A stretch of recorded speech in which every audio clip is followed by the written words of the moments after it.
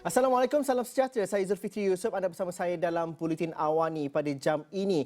Pada jam 2 petang ini, saya ingin mulakan diskusi bersama dengan Profesor Mada Dr. Yusof Syarari, penganalisis ekonomi, kerana kita nak bercerita mengenai realiti dan juga hakikat semasa yang kita masih lagi bergantung kepada pekerja asing.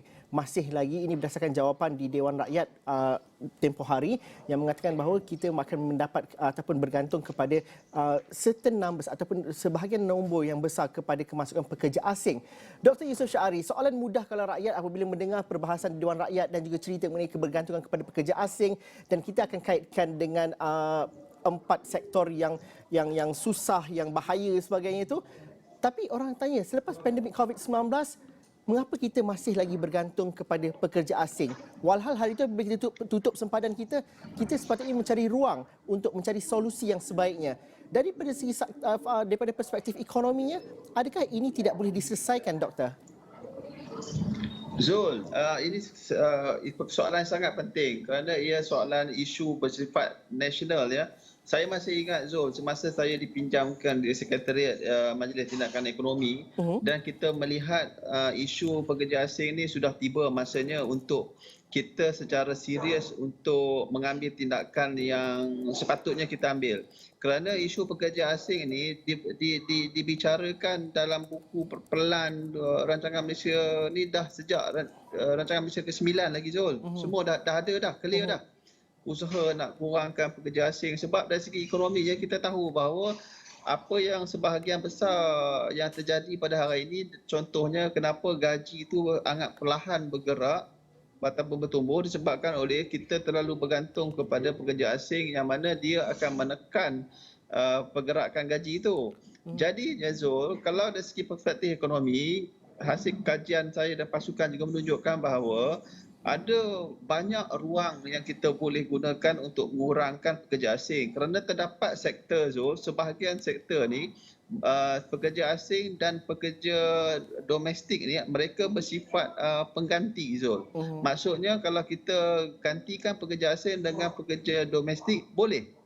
Tetapi ada juga sektor yang mana pekerja asing dan pekerja swasta ini, pekerja asing dan pekerja domestik ini yang bersifat melengkapi antara satu sama lain. Dalam keadaan ini memang susah sikit kalau kita nak buat intervensi untuk mengurangkan kadar pekerja asing.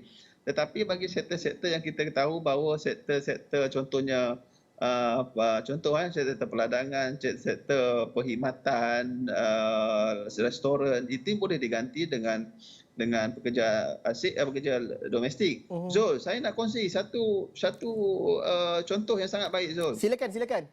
Di Perkeso Zul ada satu pasukan yang kita panggil mobilisasi pekerja domestik ni Zul. Okey. Yang mana setakat ini saya dipahamkan mereka telah membuat penempatan pekerjaan kepada syarikat peladangan seperti Bauster, LKKP dan juga beberapa lagi. Yang mana mereka ambil Zul, mereka ni ambil daripada orang yang sedang nak habis betul setahun lagi hukuman di parol Zul. Bekerja di sana. Sejauh mana itu berjaya dilakukan? Kerana kalau dilihat kepada sektor peladangan contohnya, ianya mungkin memerlukan satu, dalam bahasa istilah mudahnya, memerlukan tenaga yang cukup kuat, kerahan tenaga di situ. Tak ramai orang yang tidak ada pekerjaan untuk berpindah ke sektor peladangan. Akan tetapi upahnya juga tidaklah sedikit. Jadi kalau dilihat kepada apa yang dilakukan oleh Perkeso itu, sejauh manakah ada peralihan itu? Itu kalau sektor peladangan. Sektor perkhidmatan di restoran. Saya kira kalau pemerhatian masyarakat secara keseluruhan, secara rawak melihat bahawa kalau dahulu restoran-restoran memerlukan pekerja asing sebagai pelayan dan sebagainya, tapi akibat pandemik COVID-19, kita dah nampak ada warga negara tempatan yang sanggup untuk bekerja di restoran-restoran. Itu boleh dilakukan. Dengan mengambil kira dua sektor ini, sejauh mana kita menilai peralihan yang ada, khususnya selepas pandemik COVID-19? Zul, peralihan itu sedang berlaku. Walaupun peralihan itu berlaku secara agak perlahan, tetapi impaknya sudah ada Zul. Kalau kita tengok di sektor, saya sendiri membuat tembual dengan beberapa operator syarikat yang restoran ni. Saya tak boleh sebut nama sebab dia, kalau saya sebut nama semua satu Malaysia kenal. Jadi apa yang disampaikan, saya tanya, memang dia kata program yang sebegini sangat baik untuk mengutamakan orang domestik dalam masa sama mereka kata bahawa produktiviti tidak terganggu dan sebenarnya kos upah gaji pekerja yang contoh kerjasama dengan payroll tadi sebenarnya Aha. lagi murah, Zul.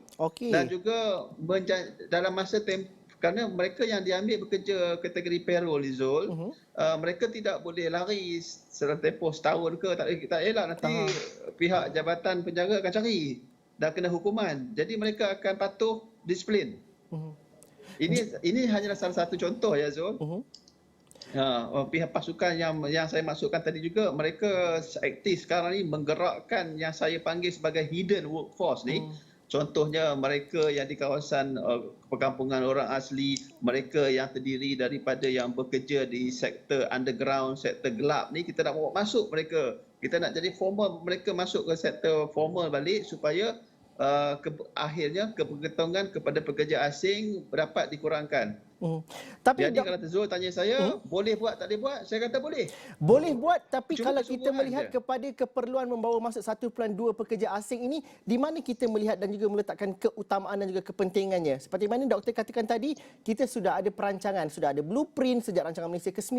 Justru di mana kita perlu lakukan bahawa peralihan yang ada itu, walaupun tidak melibatkan banyak sektor, tapi kita dapat kurangkan kebergantungan kepada pekerja asing. Di manakah silapnya atau di manakah kurangnya kita untuk melakukannya? Adakah ianya political will? Itu adalah jawapan yang paling utamalah.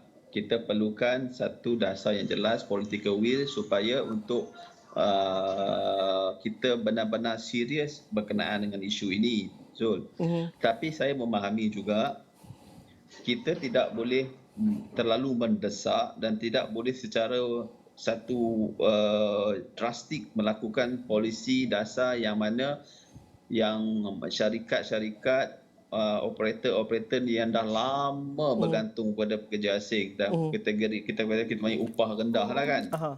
labor cost yang rendah. Jadi bergerak ke hadapan secara perlahan. Pertama, kita perlu mobilisasikan pekerja domestik seperti mana yang pasukan PGSO sedang lakukan. Yang kedua, ya, kita dah kena pasti sektor-sektor mana yang boleh diganti dengan pekerja asing. Mhm. Yang mana tidak boleh digantikan pekerja asing, kita boleh teruskan dahulu, tetapi dalam jangka masa panjang, dalam masa yang sama, kita perlu upgrade kepada automation Mhm.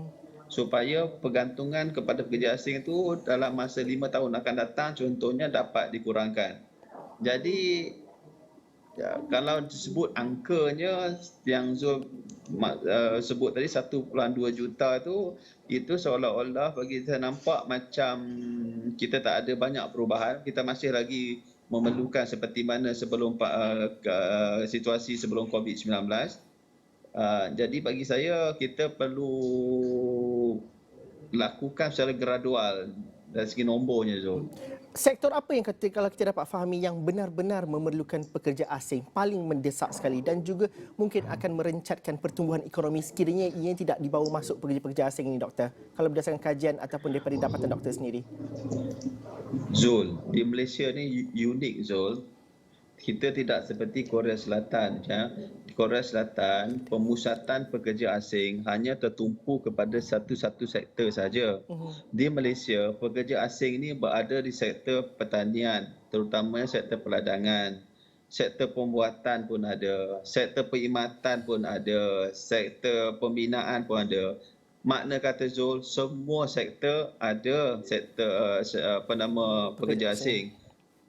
Jadi ini agak sukar untuk kita nak lakukan sesuatu yang drastik kerana seolah-olah pekerja asing ni sudah root dia tu sudah kuat di Mhm. dalam ekonomi kita. Malahan Zul, pekerja asing ni kalau kita lihat di komuniti kita setiap harian ni, mereka ni tidak asing bagi kita sebenarnya. Betul. Kebergantungan yang terlampau kuat di situ. Doktor, pastinya isu ini memerlukan perbincangan yang panjang lebar walaupun sering dibincangkan tapi mungkin juga perlu diingatkan sering kali diingatkan dan juga didesak juga untuk melihat kepada usaha penyelesaian yang lebih menyeluruh. Terima kasih Dr. Yusof Syahari, pengasas ekonomi yang sering bersama kami di Astro Awal ini. Kita bercerita mengenai kewajaran Malaysia memerlukan kira-kira 1.2 pekerja asing.